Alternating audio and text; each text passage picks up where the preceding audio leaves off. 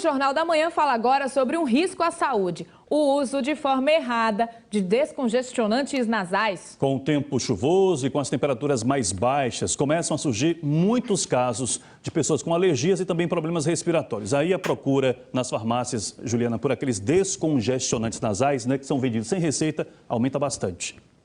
Gabriele sabe bem os danos provocados pelo uso frequente dos descongestionantes nasais. Ela começou a usar por causa de uma simples gripe.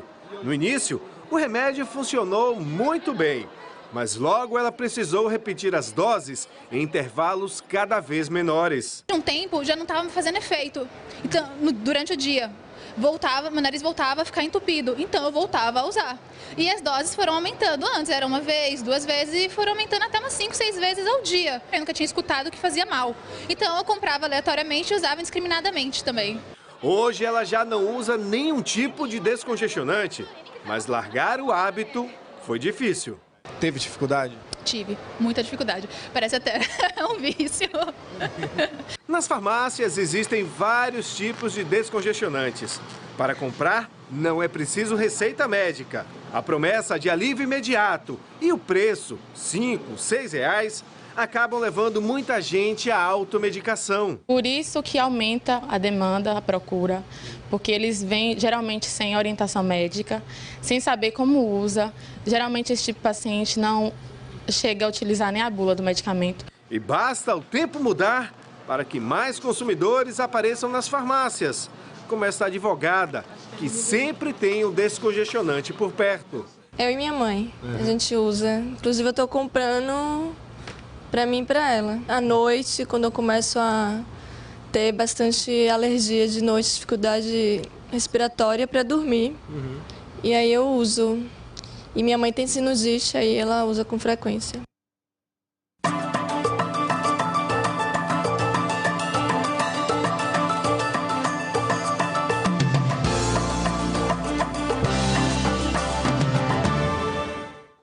Nós vimos aí na reportagem quanto é comum, esse uso de descongestionantes sem orientação, sem receita. Você que tem alergia sabe que essa mudança de tempo, ela atrapalha mesmo, incomoda bastante. E aí na busca de tentar melhorar, as pessoas fazem o quê? Começam a usar esses remédios, O problema é, como disse a Gabriele lá no início da reportagem, é quando isso acaba virando mesmo um vício na vida da gente. Pois é, e para explicar os cuidados do uso constante desse tipo de medicamento e os riscos à saúde, vamos conversar com a Andréa Silva. Ela está ao lado de um especialista, não é, Andréa? Com você, bom dia. Isso, Juliana, bom dia mais uma vez. A gente quer entender melhor essa história. Estamos no bairro de Nazaré. A semana começa, as pessoas nesse vai e vem do dia a dia, na correria. Muita gente está saindo de casa aí sem respirar pelo nariz, com o nariz completamente entupido, ou então vai usar um remedinho. E aí quem vai ajudar a gente? Dr. Nilvano Andrade, ele é otorrinolaringologista, é aquele médico que cuida do nariz, da garganta e do ouvido também, não é isso, doutor? Bom dia. Exatamente. Bom dia a todos. E eu acho que esse tema é um tema muito importante, em primeiro lugar, porque geralmente as pessoas não procuram a causa da obstrução. Hoje nós temos o otorrinolaringologista quem faz isso. Então, temos diversas causas. Então, passa pela adenoide, pelo desvio de septo, pela rinite, que é muito frequente, pelo desvio de septo e o grande problema é tumores.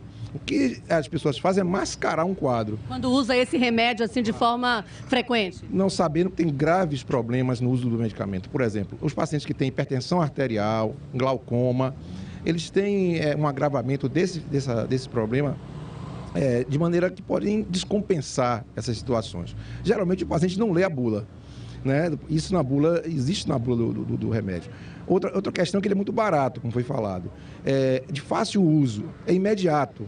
Mas, na verdade, você está pingando adrenalina no nariz, quer dizer, é uma substância que mimetiza a adrenalina, vamos dizer assim. Então, dá uma sensação boa, Imediatamente descongestiona, limpa tudo aí? Exatamente. Não limpa, pelo contrário, resseca a cavidade nasal, faz com que se tenha mais epistaxes, mais sangramentos nasais, quebra a mucosa do nariz. Então, veja que tem efeitos locais, é importante como colocar, tem efeitos ligados ao mascaramento dessas situações, que você pode ter um tumor, por exemplo, na mulher, tem mais na mulher, na terceira década, pode ter um tumor no fundo do nariz e você não vê. O nariz é um órgão bem grande, nessa pontinha que temos aqui não. Nós temos um órgão que é grande e funciona de maneira automática. Então, ele, a depender do ambiente que estamos, a umidade, o frio, por exemplo, a poluição. Poeira, ácaro. Ele muda de acordo com o ambiente, vamos dizer assim. Ora, imagine que você, artificialmente, você muda o funcionamento do nariz. O remédio de nariz, a gota nasal, pode ser usada, mas no máximo até 3 dias. De 3 a 5 dias, vamos dizer assim. Mas... E com a prescrição do médico, aquele que o médico indicou. Acho que é muito fácil hoje você ter diagnóstico das patologias nasais. Hoje, aqui em Salvador, tem serviços excelentes de otorrinolaringologia. Você pode passar num otorrinolaringologista e ele coloca uma câmera dentro da cavidade nasal. Essa câmera ele vai ver o estado do nariz. Às vezes são problemas simples, mas também podem ser problemas graves que estão sendo mascarados pelo uso de medicações. Ricardo Ismael, tem uma dúvida lá do estúdio. Você também tem esse problema, Ricardo, de nariz entupido?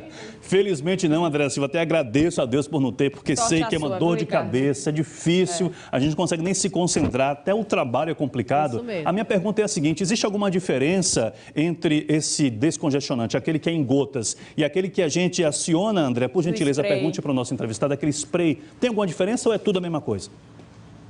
Que, aliás, a maioria das crianças usa mais esse spray. Ricardo está perguntando se tem alguma diferença dos congestionantes nasais, aqueles que são em gota e aqueles que são em spray, em jato, né, que a gente usa.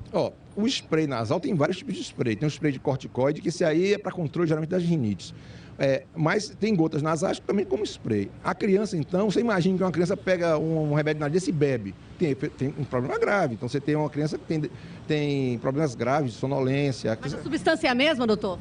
Não, substâncias diferentes. Tem a gota nasal, que é essa que geralmente se tem um efeito imediato, que tem, vamos dizer assim, uma substância parecida com a adrenalina. E tem aquelas medicações que são terapêuticas no sentido de você usar de maneira prolongada. Por exemplo, o corticoide tópico, ele é muito bom. Outra coisa que é muito boa, é fantástico, eu acho que é uma coisa que poderia se usar diariamente, é o soro fisiológico. O soro fisiológico é o grande elemento de lavagem do nariz, de melhoria. No dia a dia nosso é uma coisa muito importante, sempre está lavando o nariz, né? Doutor, muito obrigada pelas informações, então fico alerta, tá com o nariz entupido, procura um médico para saber o que é. E ele falou do soro, mas não adianta, tem gente que mistura, né, Ricardo e Juliana? O soro com um pouquinho do remédio, às vezes eu faço isso, não vou fazer mais, porque não pode. Não, eu faço tudo certinho, eu uso soro mesmo, para minha filha também, tá tudo certo. Obrigado, André Silva.